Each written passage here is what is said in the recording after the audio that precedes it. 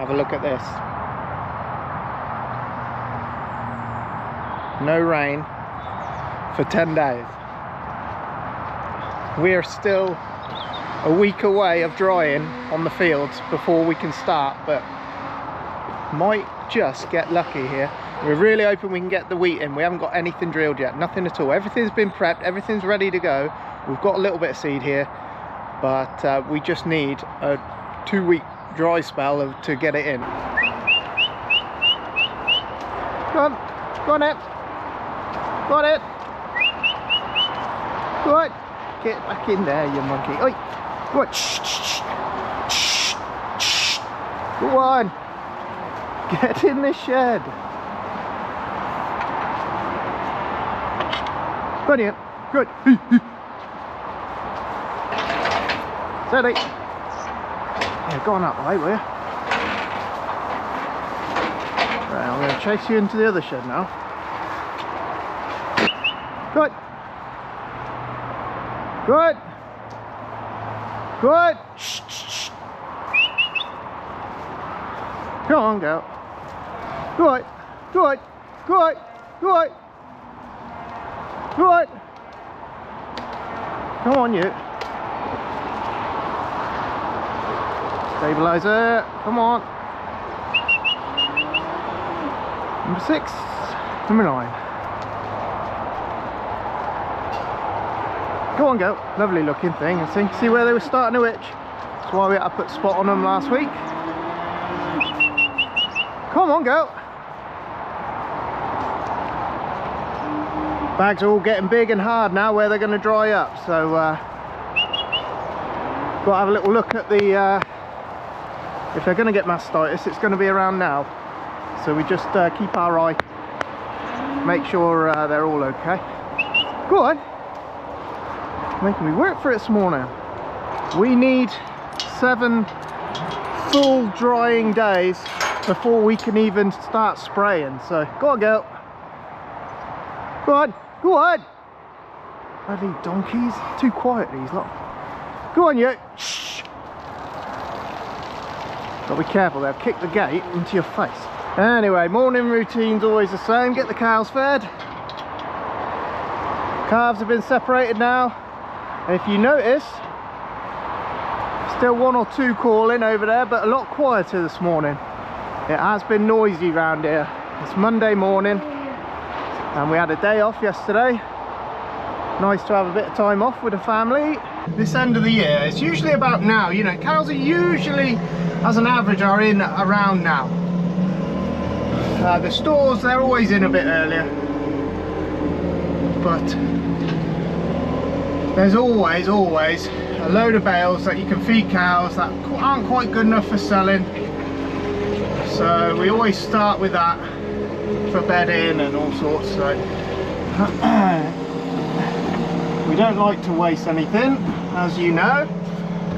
And the cows, you know, it's just a really good, you know, the cows turn it to muck. And yeah, it's just ideal. Anyway, everything's quieting down around here now. I remember last year it took a bit longer. Right, I've got a couple of hay bales here. See, these are just offcuts of balers that you normally wouldn't, you know, just what comes out the baler first from another farm. As he travels from farm to farm, you get a little bit left over here, there and everywhere. So you always end up with these sorts of offcuts. So they'll go in a ring and feed cows, no worries. There they go, some hungry cows.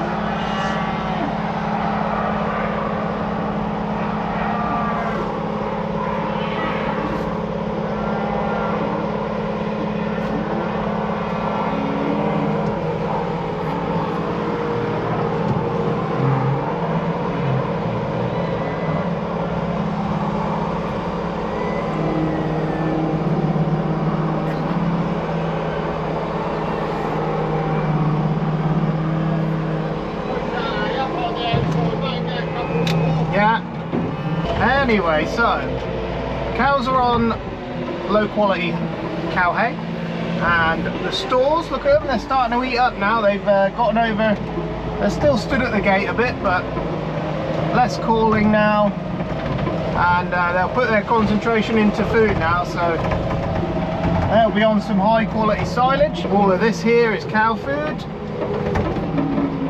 This will be getting used first because the stuff in the shed is dry, so it might as well stay dry, and this stuff every day gets wetter and wetter. See what it looks like in a minute. Oh, not too bad, look. The jackets always make them look really bad, but inside they are, you know, I say it all through the summer, it's just the jacket.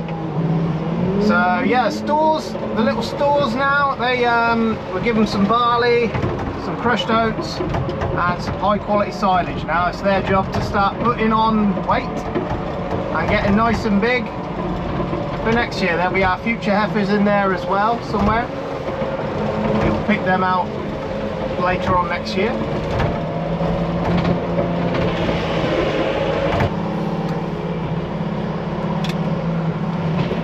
That's better. See, if you look inside, all the hay's absolutely perfect. Just exactly what these guys need at this time of year. Once they start having their calves come January, we'll then give them something a little bit better.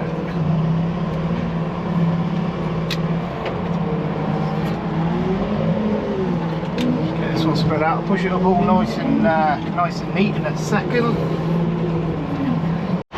Go on, Ed. Go on, you boys. Go on, boys.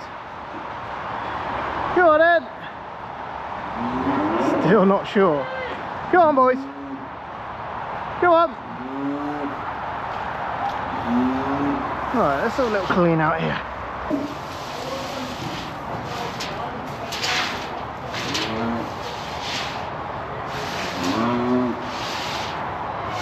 Clean this out for him.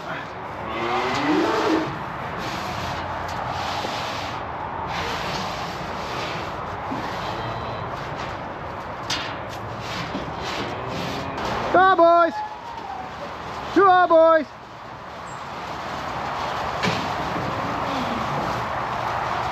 Come on, boys!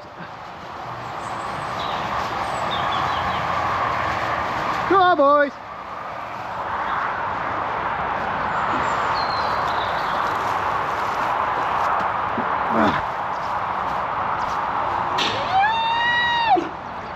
That's a squeaky voice. Go on. Go on, you. Come on, boys. Come on. Come on, boys.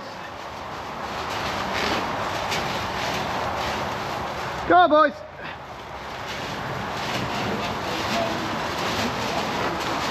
Come on, boys. They're getting it. Come on, boys. Come on. When they get the hang of it, you don't even want to call them over. They're hounding you.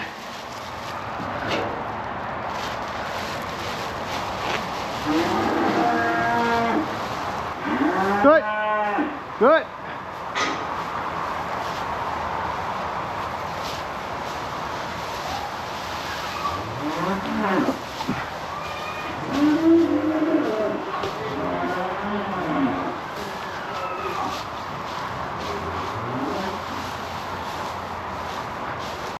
Right, me and Farmer, first job of the day, we've got some eyes to sort.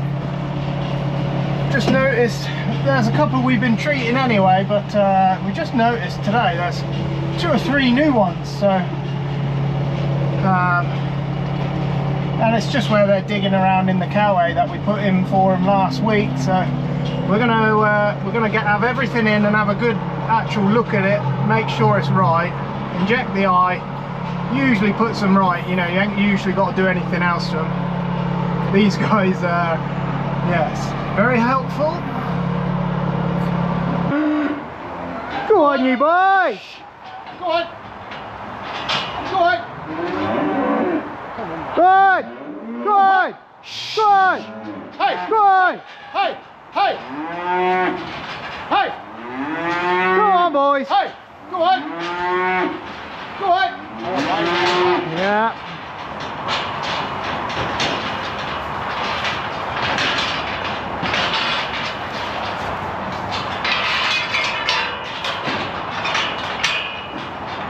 Beautiful. Lovely. Persistence always pays off. Oh. Anyway, we're having just a little scan through as they come through here. We've got a little pen made up. But I think Farmer said our young man there with his big legs is back. He's limping about again, so we've been jabbing him. I don't know if we're doing any good or not. All you can do is give him a bit of medication. It seems to put him right for a little while, and then he's back to limping again. So we're convinced he'll die in the end, but he'll be massive as well. Just before fat, that's when he'll snuff it. Usually the way when you spent a lot of money getting him there.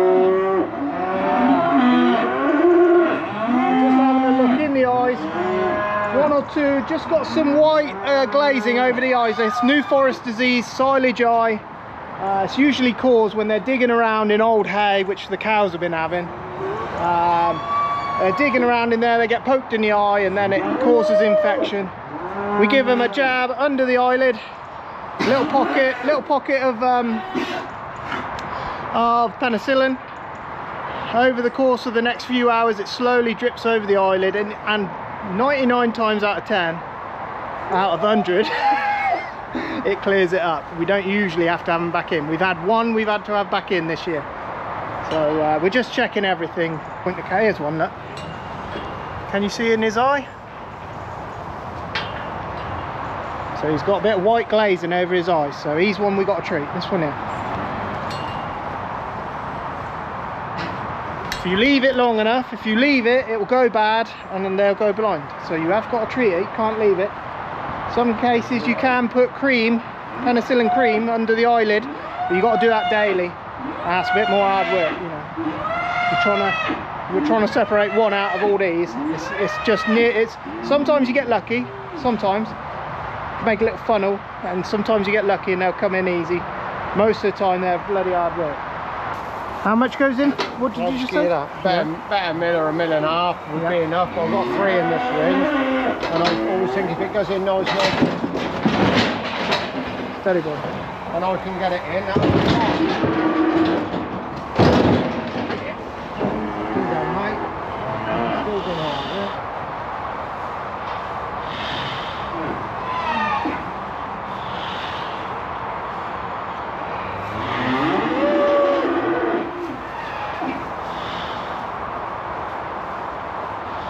Don't ever get better though, does it, on its own? No, don't look at that.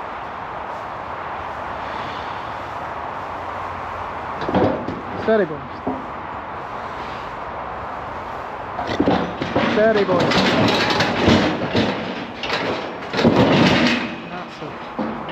Wait, keep moving.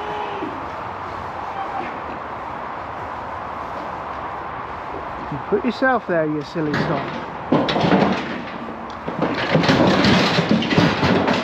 Okay. We're all in bad up, it looks. Yeah. Oh, you're back up. Well done. Done well with that. Bit of cream as well, is it? Yeah. Hold on, mate. He's good now, yeah? Yeah. Don't usually have to go back to him, do we? No, not as a general. Steady, steady, steady.